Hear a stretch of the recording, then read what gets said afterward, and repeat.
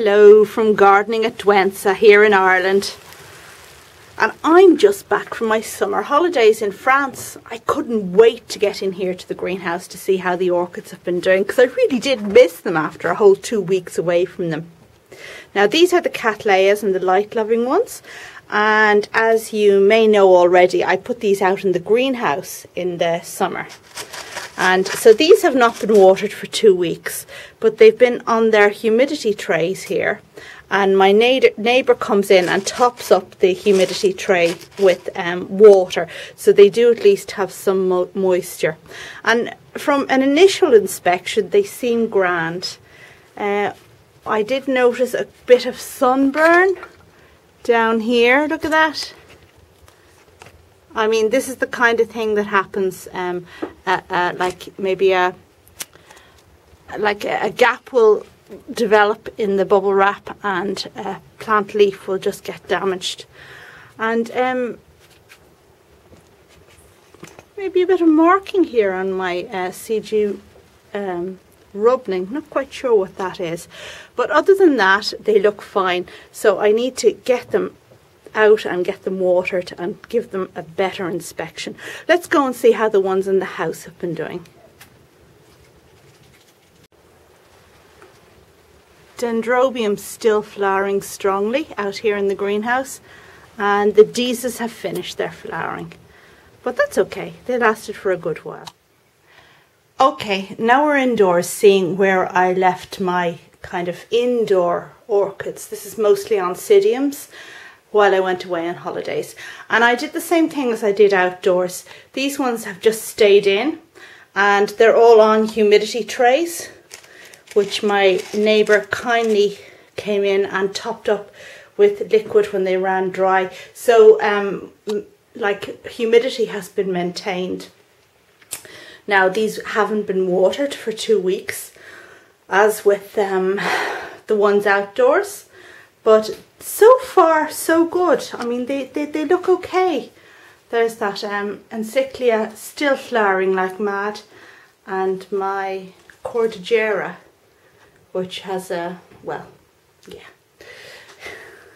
it lost a few buds, but that wasn't from me going away on holidays. I see some spikes, which is very exciting, but I think I'll make a separate video about that, oncidiums and others in spike. I just want to show you this, and this is the masdevallia I bought back in February at Johnston Garden Centre. And just before I went on holidays, I noticed a bud on it, and I thought, oh no, and that's sure to blast, being left for 2 weeks with no water. But it looks like it's opening. Now I'll make a separate video on the masdevallia, but I'm just very excited to see it still there when I've come back. And the final thing I want to show you is the babies down here. Now these are the miniature cattleya orchids, the baby cattleya orchids that I have. And what I did was I put these into a box with a sealed lid. The lid was on top, and there's a humidity tray with water in there, so it was kind of a closed system, and it just held the humidity in while I was away. It was a bit of a risk, and I see here the phaeus has some brown at the tip of its leaf there, so it hasn't responded well to that.